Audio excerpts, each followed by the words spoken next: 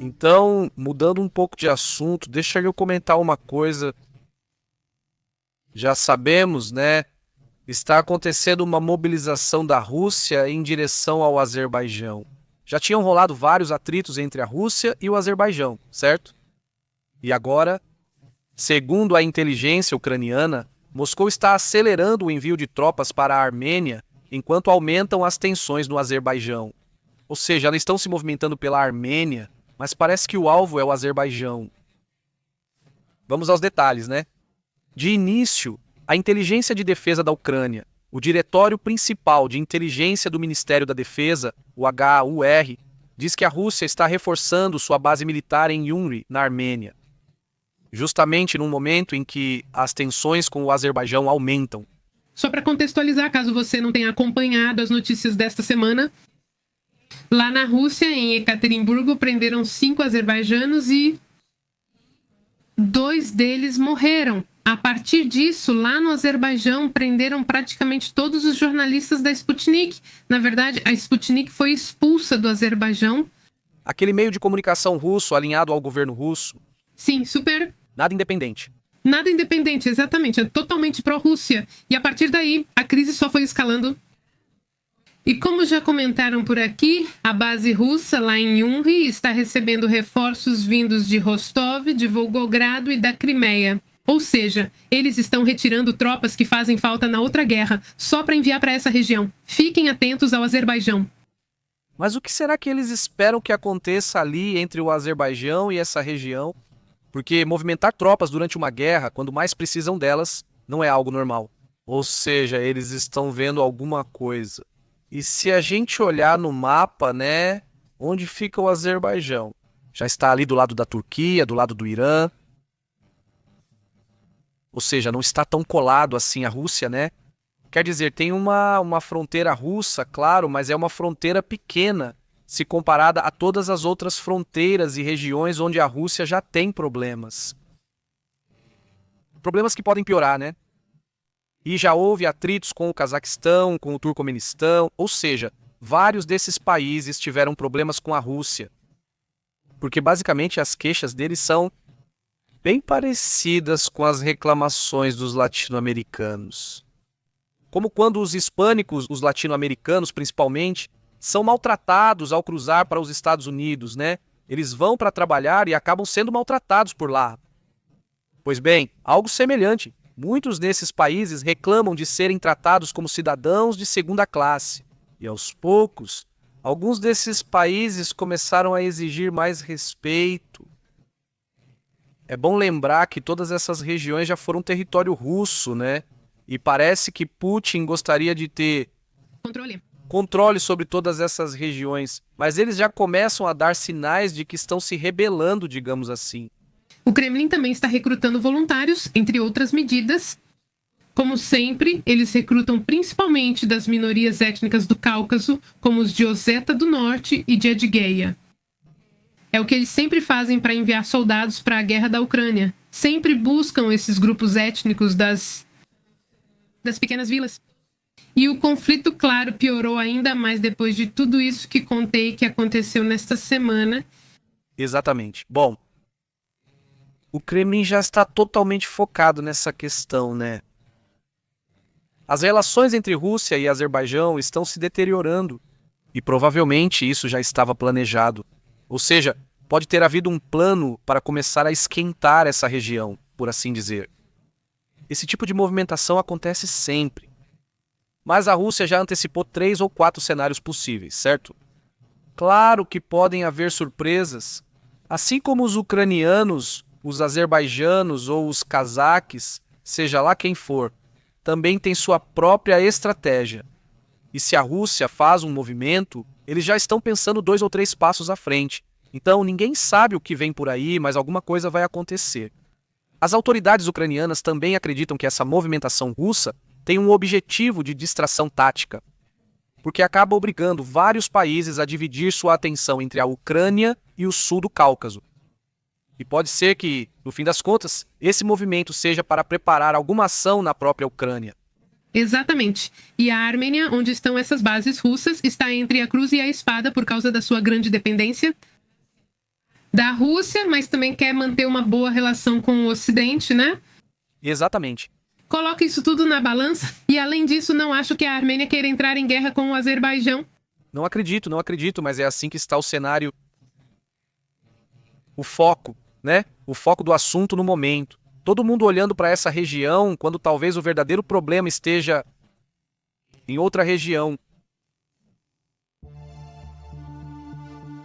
Disseram que houve uma explosão curiosa, misteriosa, digamos assim. Isso aconteceu numa região russa, numa região... Um gasoduto explodiu novamente, dessa vez em Vladivostok, lá no extremo oriente da Rússia. Segundo fontes da inteligência ucraniana, esse gasoduto abastecia diretamente instalações militares russas, incluindo a 155ª Brigada de Infantaria Naval da Frota do Pacífico. As explosões aconteceram entre 1 e 2 da madrugada, hoje, 5 de julho. Ainda hoje, 5 de julho, mas já faz quase 24 horas. Foi logo no começo do dia, quando esses ataques aconteceram.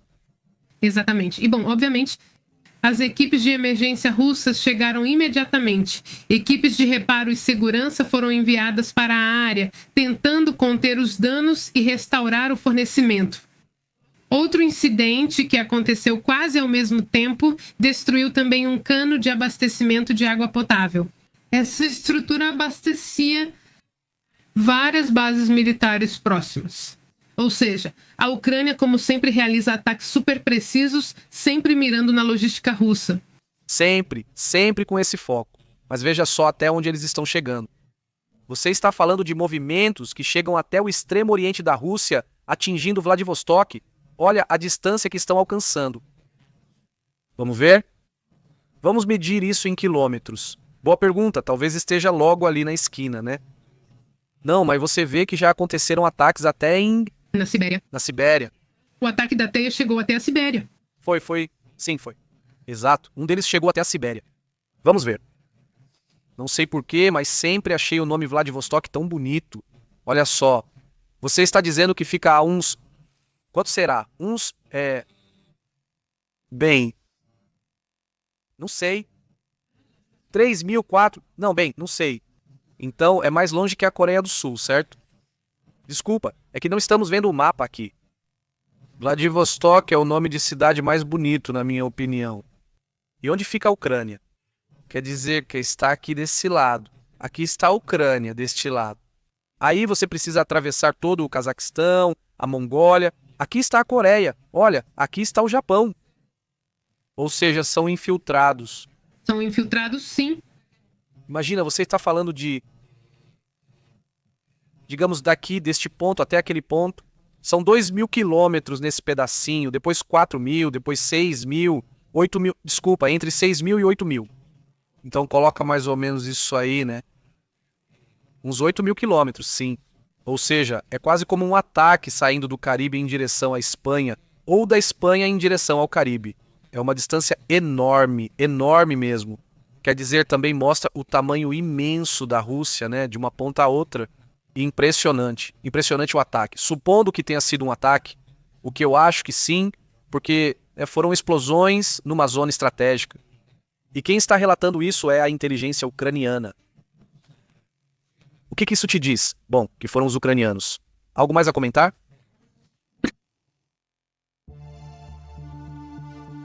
Bem, lá na Venezuela dizem que estão desenvolvendo ou planejando desenvolver mísseis e sistemas antidrone. Mísseis e antidrone venezuelanos estariam em andamento, segundo o que está sendo divulgado. Mas vão fabricar ou comprar? Qual é a situação? Desenvolver mesmo? Vão desenvolver, mas na verdade eles já fazem isso. Já fabricam armamento russo há tempos. Já? Várias pessoas aí da Venezuela já comentaram isso com a gente. Quem mora lá sabe. Mas agora estão anunciando, que surpresa. Agora querem desenvolver um sistema de mísseis e antimísseis como parte da estratégia de defesa nacional. Sendo que ninguém está atacando eles. Inventam esses inimigos imaginários, quando na verdade ninguém nem liga. E isso foi anunciado durante o ato do 214º aniversário da independência da Venezuela. Maduro declarou que a Venezuela precisa reforçar sua capacidade militar. Por terra, pelo ar, pelo mar, rios, montanhas e selvas. Também serve um pouco para tentar abafar a mensagem que Maria Corina divulgou hoje diretamente aos militares. Vamos ouvir aí a mensagem da Maria Corina que circulou nas redes. Na época dela, a escolha do 5 de julho como o Dia das Forças Armadas Nacionais não foi coincidência, foi um símbolo.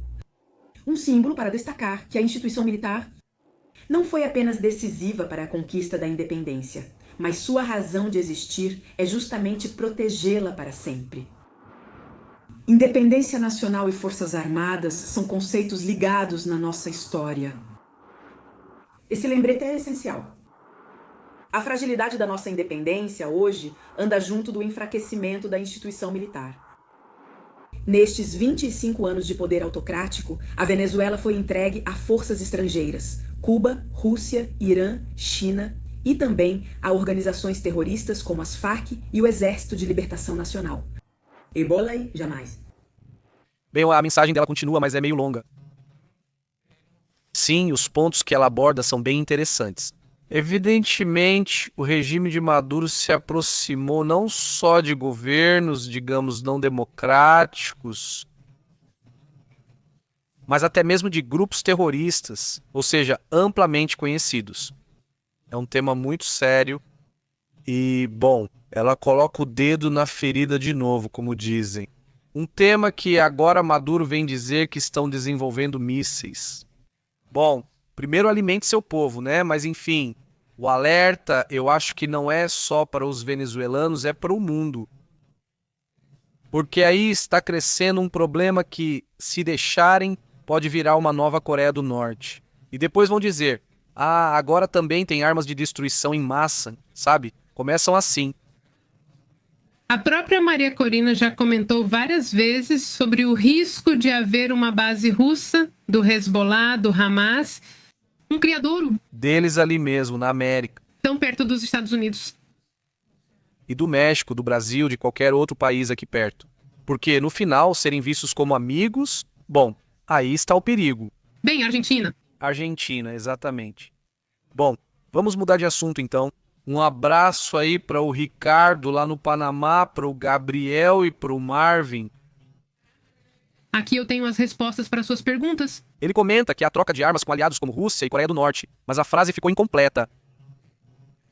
Ele sugere incluir Venezuela e Cuba nessa lista e manda um abraço para o Marvin. Um grande abraço para o bem, como você tem estado?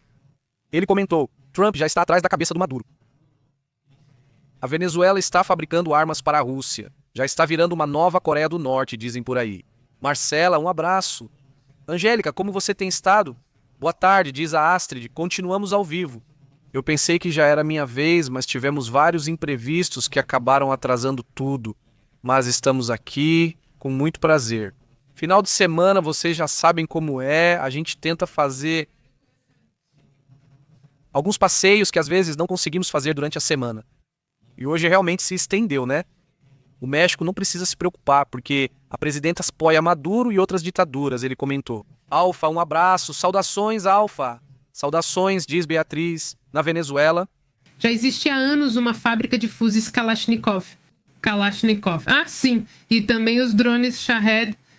Já disseram que eles são fabricados no Irã e também na Venezuela.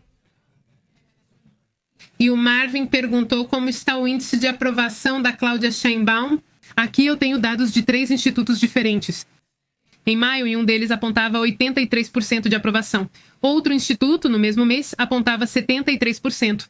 E agora, em junho, o jornal El Financiero deu 76% de aprovação para ela. Ela tem muito apoio, bastante apoio, mesmo o El Financiero sendo crítico com ela. Mas, de fato, ela tem apoio popular. Isso é claro. E, acima de tudo, o curioso é que ela tem feito coisas que o presidente anterior simplesmente não quis fazer. Como no combate ao Huachicol e ao crime organizado. Talvez não seja suficiente, mas estão fazendo coisas diferentes. Eu sigo alguns analistas especificamente sobre o tema do crime organizado e pelo menos eles veem que há uma mudança. Bom. Uma reconfiguração atual nos grupos do crime organizado. O que vem aí nesse tema, apesar das toneladas de lixo retiradas, parece que pelo menos algo está sendo feito. Insisto que ainda falta muito, falta mesmo, mas acredito que há um ponto de virada aí. Antes não quiseram fazer absolutamente nada.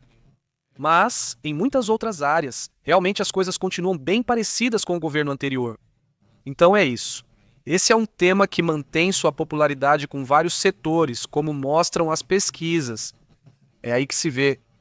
A parte social, com os apoios e bolsas, faz com que muitas pessoas tenham um apoio forte, tanto ao governo anterior quanto ao atual. Exatamente, sim. Estrelinha Alê. Os passageiros do avião eram iranianos, sendo que 2 aparentemente pertenciam à guarda revolucionária, ou seja, não eram civis comuns. E alguém perguntou, acho que foi o Marvin, quanto ganhava o Andrés Manuel Lopes Obrador e quanto a Sheinbaum ganha agora.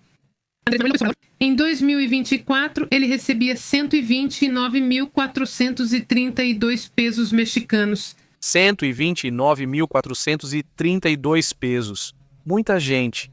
Não está... Chem. 129.432 pesos. Que equivalem a cerca de 6 mil dólares, vamos arredondar.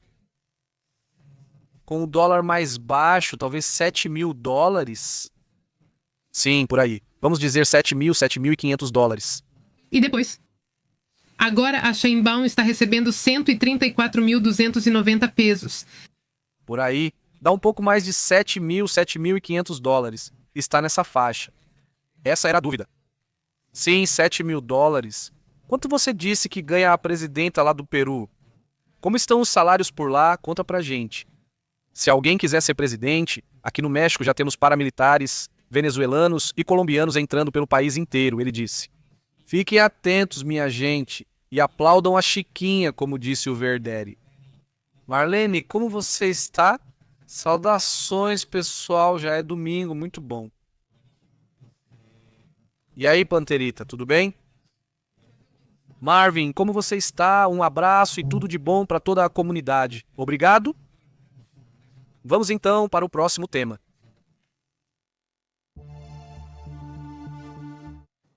Olha, tem também várias questões muito sérias acontecendo no Texas. Temos uma atualização desse assunto, onde a situação tem sido realmente trágica. Só resumindo rapidamente o que aconteceu para relembrar. Choveu tão forte que, em 45 minutos, o nível do rio Guadalupe subiu 8 metros lá no Texas. 8 metros em 45 minutos. Quando foram chamar os socorristas, o rio já tinha subido esses 8 metros. Impressionante. Outro ponto. Em 3 horas choveu o equivalente a 3 meses de chuva típica da época. Foi realmente um temporal absurdo. E lá, justamente nessa região, tinham 800 crianças acampando. É verão, claro, e é comum ir acampar nessa época. Não sei se eram escoteiros ou algo assim. Eram cristãos, mas sim crianças. 800 crianças. 800, segundo o número que eu tenho. Embora tenha visto relatos falando em 750, varia um pouco, mas estavam entre 700 e 800 crianças lá. E a chuva pegou todo mundo de surpresa. Mesmo com a previsão do tempo, ninguém imagina isso, né? Você vê a nuvem e pronto, mas não era um furacão. Como é que você prevê algo assim? E agora já são quantos? O último relatório fala em 43 mortos, pelo menos. Desses, 15 eram menores de idade. E segundo informou a Itita, que está responsável pelo caso, a xerife do condado disse que dessas pessoas, 5 adultos e 3 crianças ainda não foram identificados, ou seja, não sabem quem são. Ainda há pelo menos 27 menores do acampamento místico, esse acampamento cristão, desaparecidos. Quantos? 27 ainda estão desaparecidos. Sendo 27 crianças. Ou meninas. Desaparecidas, além das 43 vítimas fatais já confirmadas. E há ainda alguns testemunhos. De 2 adolescentes. 2 meninas mexicanas que estavam lá. Sim, 2 garotas mexicanas de 19 anos que eram tipo monitoras, cuidando das menores. Elas disseram que de repente começou a chover muito, muito forte e em certo momento a luz acabou. E elas começaram a procurar todas as meninas que achavam que podiam estar em risco e as levaram até uma cabana uma cabana mais alta que elas achavam ser o lugar mais seguro. Escreveram os nomes nos braços das meninas e colocaram alguma identificação nelas caso algo acontecesse. 20 meninas foram resgatadas, mas a situação foi extremamente difícil e as autoridades demoraram muito para chegar. Que situação terrível. E como você chega até lá? Quer dizer, beleza, te avisam. Olha, aqui tem 800 crianças, mas como passar? Se o rio subiu 8 metros, não tem como atravessar. Deve ser algo desesperador. Esses fenômenos... Bom, há quantos anos a gente ouve falar disso? Mas esses fenômenos já tinham sido alertados há muito tempo, né? Quer dizer, quando você olha uma média mensal ou trimestral, não percebe o efeito de repente, em poucas horas, cair tanta água assim. Essa chamada chuva repentina está sendo muito estudada, porque não era algo tão comum nessa intensidade. Podem acontecer chuvas fortes, claro, mas são aquelas chamadas chuvas do século, como a que rolou recentemente na China, lembra? Foi há 2 ou 3 dias, eu acho. Uma chuva do século, realmente. E o pior é que esse tipo de chuva extrema está ficando cada vez mais comum. De repente, em certas regiões, acontece algo assim a cada 2 ou 3 anos, como no Missouri no ano passado. Teve um temporal parecido lá no Missouri, lembra? Onde morreram 24 pessoas. Algo surpreendente para uma chuva desse tipo. Você se lembra disso? Numa chuva parecida com essa, cerca de 24 pessoas também perderam a vida. Ficamos surpresos. Como é possível que numa chuva... Você ainda se lembra de quando dançava? Como pode numa simples chuva morrer tanta gente? Porque num furacão, de repente 3 ou 4 vítimas já é muito, e agora... Agora neste caso são 47 mortos, e provavelmente o número real seja ainda maior, né? Exatamente. Alguém comentou quanto ganha a presidenta do Peru, mas coloca aí o valor em soles, né? Que é a moeda deles lá no Peru. Seriam 35.658. Ok. Convertendo para dólares daria algo em torno de 10 mil dólares, arredondando. Ok, ou seja, ganha mais. Ganha mais que a presidenta daqui do México. Sim, vários milhares de dólares a mais, olha só.